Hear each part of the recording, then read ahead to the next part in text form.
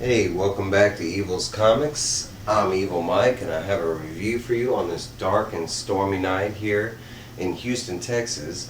It is raining like cats and dogs, and it is lightning like crazy and thunder. So, if you happen to hear some loud noises, that's exactly what it is, because I'm telling you, it is loud.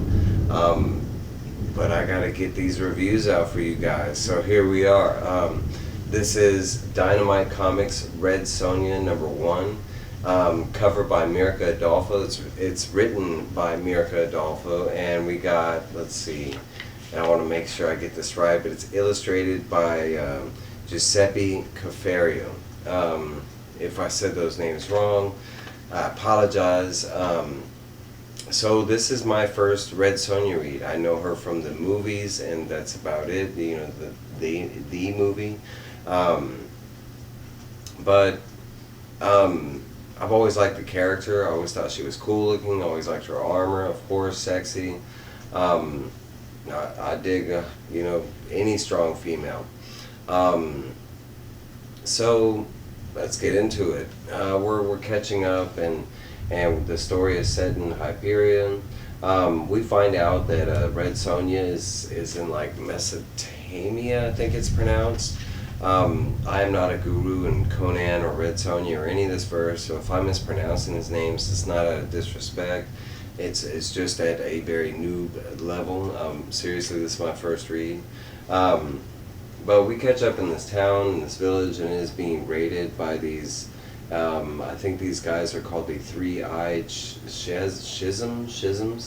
Um, but basically, it's like the end of the raid, and this group is out on the outskirts of town. Red Sonja pulls up all badass on her horse. The guys get all excited, like, oh my god, a girl that we can go, like, rob and rape and kill, and evidently they don't know who Sonja is, because she just walks up and grabs one of the guys, and after that just says, yeah, that's not going to happen. She instantly recognizes who they are and who they work for and stuff, and she just starts to slicing and dicing. She does leave.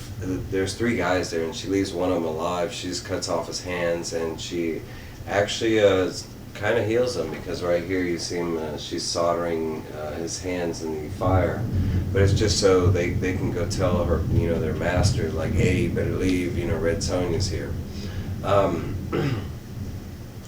We do see kind of the main reason why Red Sonja has come, and incidentally, like by fate, she happens to find the person she was looking for, and it's this little child. Right off the bat, the child, and her name is Scytha, I think it is, but she starts calling her mom. We get a little more backstory on Scytha in pieces, but we really get the backstory on why Red Sonja was hired to track down Scytha, because it is not her daughter. Scytha is kind of confused on many different levels, besides the fact that she was, went through a raiding, her village went through a raiding, and like witnessed people being killed and massacred, and but they cut over here to like 2 months earlier in Mesopotamia, and like Red Sonja is basically being hired by this individual we see here, and at first it kind of, the way he's presenting it to her is that he's trying to kidnap the little girl, and he kind of has to, and Red Sonja's not for that, and he kind of has to like rebuttal, and he presents it in a different fashion. He's more like, no, this is a rescue, I'm trying to steal this little girl from these people so I can get her to her real mother.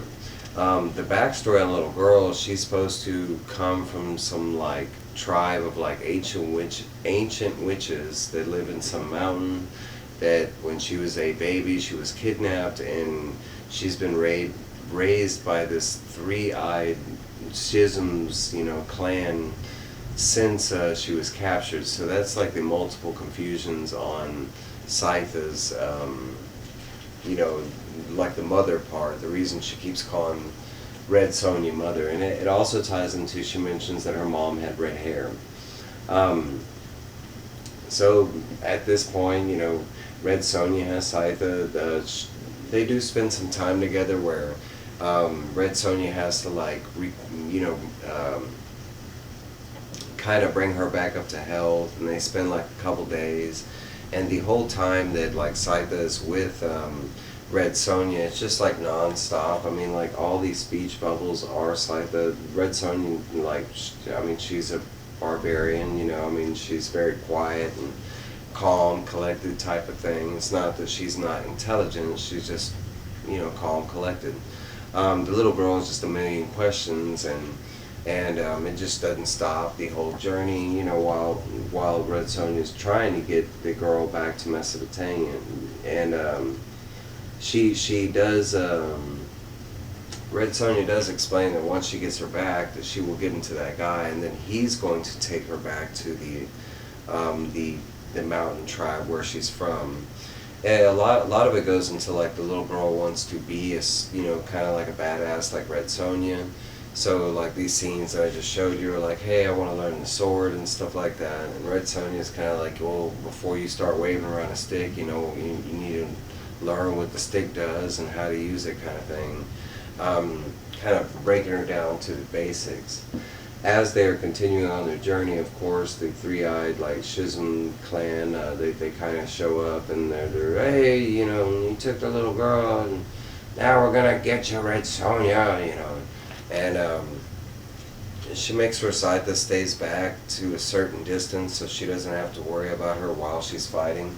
But also tell Scytha that it is like lesson number one, basically to watch her and see if she wants to become like Red Sonja, because she might have seen, her kill some guys and stuff like that, but she might not know the whole brutality, and,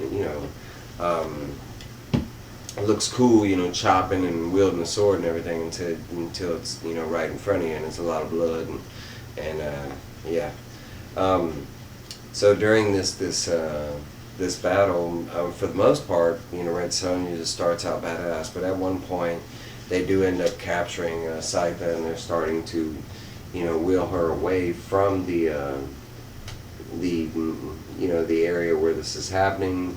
Red Sonja gets caught up and worrying about Scytha, and they get her from behind and start beating her, and Scytha just starts going nuts, like, hey, don't hurt my mom, let her go. And we see at the bottom of the page that her eyes light up on fire. Now, going back to the very beginning of this book, the book started out with a raid in the village, and one of the guys briefly mentioned, it's like one caption and no one even comments on it, but one guy had mentioned that the fire looked kind of weird, that it was moving on its own at one point, but then they started going back to the raid and they didn't really think about it.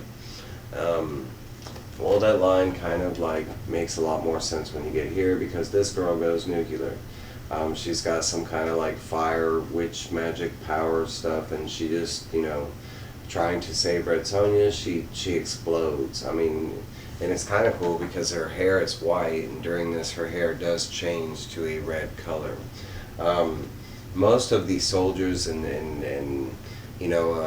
they're not soldiers, they're like bandits and mercenaries, that kind of thing, but they end up like, the ones that were close enough, they all burnt to a crisp, but the ones that weren't, they're shown all running away.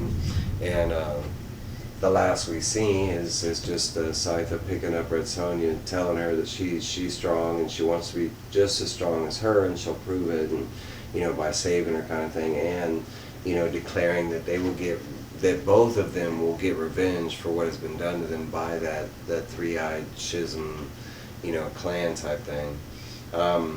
And there's like a little bit onto the next issue of what we might get coming up.